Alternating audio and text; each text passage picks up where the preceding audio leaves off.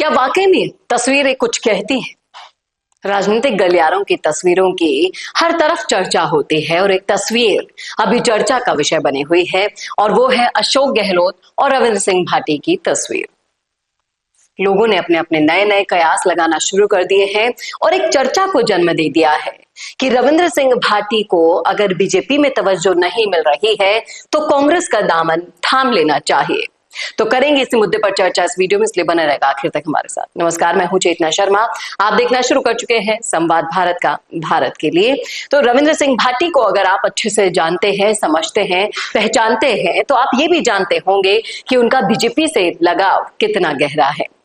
लेकिन जिस तरीके से निर्दलीय रहकर उन्होंने बीजेपी और कांग्रेस दोनों को बता दिया कि वो क्या चीज है, लेकिन इसके उलट जब राजनीतिक गलियारों में मुलाकातों का दौर चलता है, चर्चाओं का दौर चलता है, तो तस्वीरें हमारे सामने आना आम है। लेकिन इस तस्वीर की चर्चा क्यों हो रही है, वो ये कि पश्चिमी राजस्थान में अपने आप को स्ट्रॉन्ग करने के लिए और बीजेपी पर दबाव बढ़ाने की तैयारियां शुरू कर दी गई है और इस मामले पर एक बहस छिड़ गई है जनता में और वो लोग क्या कह रहे हैं यहाँ पर उनका जानना जरूरी है।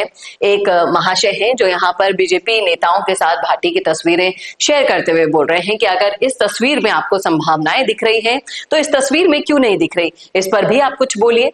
लेकिन कई लोगों का मानना है कि अगर पश्चिमी राजस्थान में बीजेपी ने भाटी का साथ दिया तो दोनों के लिए अच्छा नहीं होगा और अगर कांग्रेस का साथ देते हैं भाटी तो एक युवा चेहरे के रूप में उभरेंगे। इस पर भी यहाँ पर बहस चल रही है। लोग यहाँ पर कह रहे हैं कि जिस तरीके से कांग्रेस पार्टी की बात की जा रही है तो ज्वाइन करनी चाहिए कांग्रेस पार्टी। क्यों? क्योंकि कांग्रेस में ही युवाओं का सम्मान है, ऐसा इन महाशय का मानना है।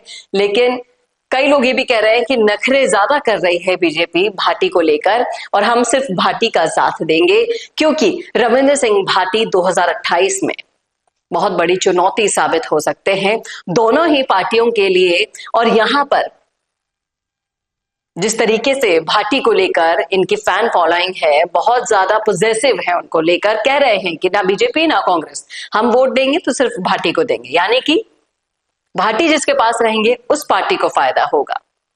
और कई लोग ये कह रहे हैं कि ये नजदीकियां अगर बढ़ रही है तो वाकई में बीजेपी के लिए खतरे की घंटी बन सकते हैं रविंद्र सिंह भाटी। लेकिन अगर कांग्रेस को जरूरत होती युवा नेताओं की तो वो खुद के युवा नेताओं को आगे क्यों नहीं बढ़ाते? देख लीजिए जिला अध्यक्षों की नई सूची, कितने नए और युवा चेहरे आपको दिखे होंगे उसमें। ये भी यहाँ पर सोचने वाली बात है। और ये तो देखिए, राजनीति तो संभावनाओं का खेल है और यहाँ पर अलग अलग तरह की संभावनाएं जाहिर करते हैं लोग, फोटोज को देखकर बात करते हैं लोग, लेकिन होगा वही जो ऐन वक्त पर डिसीजन होगा रविंद्र सिंह भाटी का। हालांकि जिस तरीके से भाटी ने अपनी फैन फॉलोइंग बना रखी है और कहीं ना कहीं लोगों के मन में बस चुके हैं एक निर्दलीय के रूप में, तो मुझे नहीं लगता कि ये कांग्रेस के साथ कभी जाएंगे।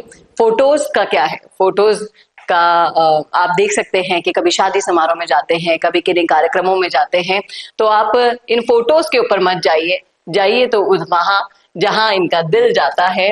और जिस तरीके से तस्वीरें हैं, राजनीतिक गलियारों में मेल मिलाप चलते रहते हैं, अलग अलग की तस्वीरें वायरल होती रहती है। लेकिन जिस तरीके से पंचायत चुनाव आने वाले हैं उनको लेकर काफी ज्यादा तैयारियां शुरू हो गई है चौतरफा राजस्थान में।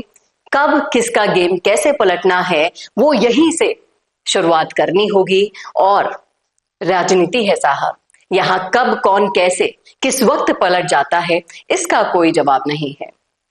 आप बताइए, रविंद्र सिंह भाटी को कांग्रेस के साथ जुड़ना चाहिए या फिर रहना चाहिए इस आस में कि बीजेपी कभी तो उनकी अहमियत समझेगी, या फिर निर्दलीय ही रहना चाहिए जिससे हमेशा इनका अपना एक वोट बैंक अपने पास रहे, अपनी फैन फॉलोइंग बनी रहे।